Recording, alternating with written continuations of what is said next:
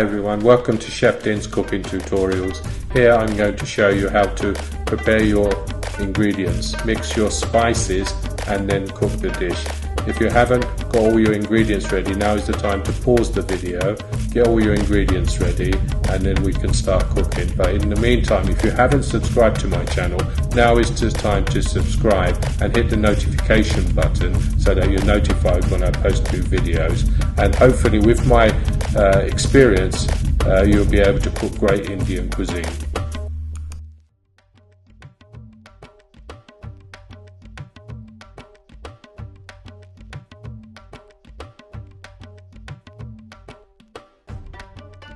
Hello and welcome, I'm Chef Din and today I'm going to show you how to make a Chicken Tikka Puri. This is one of my wife's favourite dishes when she orders it in a restaurant. Even if they haven't got it on the menu, I always ask and they do it specially. So let's not waste any more time and let's begin. In a bowl, get 1 cup of flour and half a cup of Atta. You can make this with 100% Atta, it's entirely up to you. Now in this I'm going to put about half a teaspoon of salt and 1 tablespoon of vegetable oil or any kind of oil basically. We'll mix this together with a spoon, incorporate everything before we start to add water. I'm going to add about 110 grams of water to this, a little bit at a time, just to make sure it's not too soft. And adding it as I go along. As you can see, just bring it all together and then take it out, and what we're going to do is give it a good knead for probably a couple of minutes, I would say. Just push it out and bring it back and so on until it's nicely incorporated everything. Then what we need to do is put it in a bowl and cover with cling film until it's nice and airtight, and we leave this at room temperature for a good half an hour. You can make this a day before if you wish, or a couple of days before. It keeps really well in the fridge, but make sure that it's nice and airtight or covered with a damp cloth. And then it won't dry out. So this way you can do this and basically it's ready before you need it, and it's versatile. After 30 minutes, now we're ready to make our dough balls, and the dough ball size we need is roughly about 50 grams per ball, but if you want to make them bigger, it's entirely up to you. Go up to about 75, no more than 75, otherwise they'll be too big. So as you can see, the dough is nice and soft and it's ready to use. So make our dough balls about 50 grams each, or if you want them a little bit bigger, make them about 75, no more than 75 grams. And this way you'll get the perfect dough ball. As you can see, what I'm showing here is how to make the dough balls so nice and smooth as well and round. So what we're doing with my thumb, as you can see, I'm just gently, I'm not pushing the dough ball at all, I'm just rolling it on the palm of my hand, as you can see, so that it kind of just gets nice and smooth, and then just flicking it with my thumb.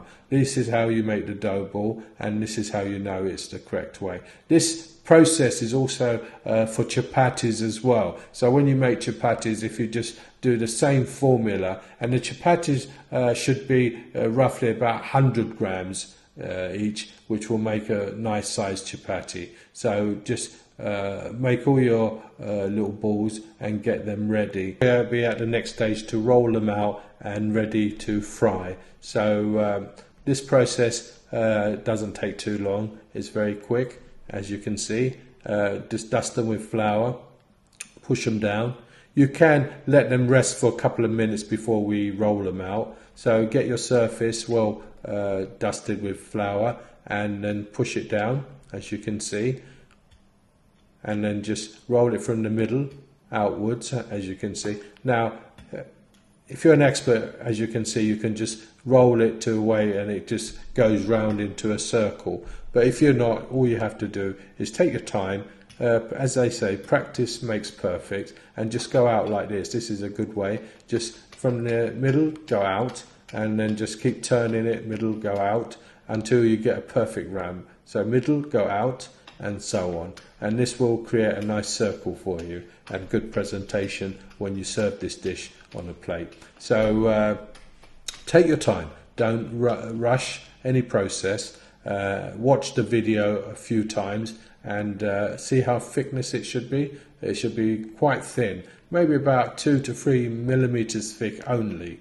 So give it a good dusting off the flour so there's no dust, and then put it on your plate and we'll get them ready to fry. So keep on the process and just make all your puris you need at the same time, and then we're going to fry. Once you've made your puris, you mustn't leave them at room temperature. You must fry them straight away, otherwise what will happen, they get softer and they'll be more difficult to manage.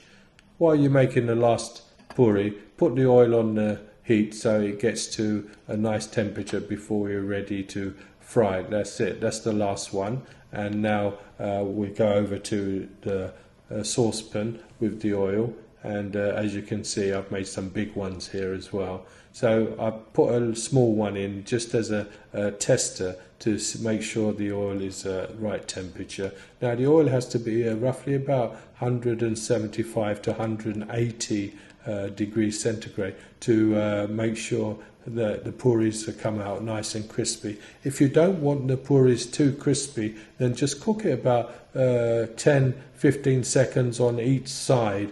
It doesn't take long, but if it browns, it will become more crispy. So it's entirely up to you how you prefer them. So basically just do one and see how you like it, and find your own preference for it. So it's very simple, these puris. As you can see, they're very light and fluffy and will be perfect for our topping. So fry them all off before we start our chicken tikka topping. So what we have to do is just leave them in a warm oven, or this process you can do after you've cooked your chicken tikka and serve straight away when puris are piping hot. So it's entirely up to you which way you do it. So there you go, that's the puri section done, and now we're going to start with the chicken tikka section. Right, we've got our saucepan, put some oil, probably about a tablespoon, couple of tablespoons of seasoned oil we have, half a teaspoon of garlic, grated garlic, and some red and green pepper. If you've got just green pepper, that's fine. If you've got just red pepper, that's fine as well. I'm going to put some fresh green chili in here as well, because I do like it. It just brings out the flavour of our chicken tikka puri, which you will see once you make this dish.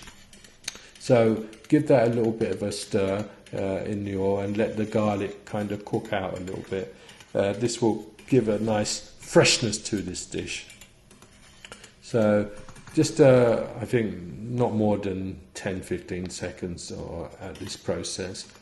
Just keep stirring it. Make sure it doesn't burn. Make sure the fry pan is not too hot. This is on low, quite low actually. This is my tomato sauce I have, which I use, and I will link this recipe and my base gravy and the Bhuna onions in the description, so you have everything in hand to make this dish. I've just added some methi here and some fresh coriander before we add our Bhuna onions and gravy. So if it gets too hot, just quickly add a little bit of gravy to stop anything burning. But I would advise just to turn it down a bit more. This is my Bhuna onions as well, which is all pre-cooked, making this dish very quick to make and very tasty as well.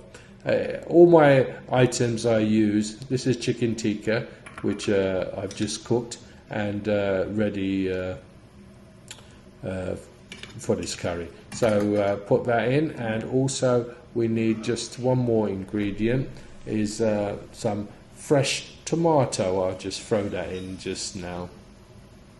Right, what we want to do now is just give it a good stir, incorporate everything together, and then basically turn the heat down to probably about number 2 or 3, and we're going to cook this out for about 2 to 3 minutes with the lid on. So just leave the lid on and let it cook out, and after 2 to 3 minutes, as you can see, the oil is separated. Now we don't want all that oil on our puri, so what we're going to do is just lift the chicken and everything at the top and let the oil go down to the bottom. To do this, you have to have the temperature at the highest peak, so the oil gets really hot and runs off our curry. So this way, this ensures you don't get any oil on your puri. So this is my chicken tikka puri. I hope that you enjoy making this dish because it's really nice, and I'm sure your guests and family will really enjoy this dish. As a starter, you can have it as a main dish as well, so it's entirely up to you. So let me know in the comments what you think, if you enjoy my chicken tikka puri, and also if you haven't subscribed, please subscribe to my channel. This helps the channel to grow and also gets across to many people, so they can also cook my recipes and enjoy with their friends and family. Anyway, thanks for watching, and hope to see you soon in my next video.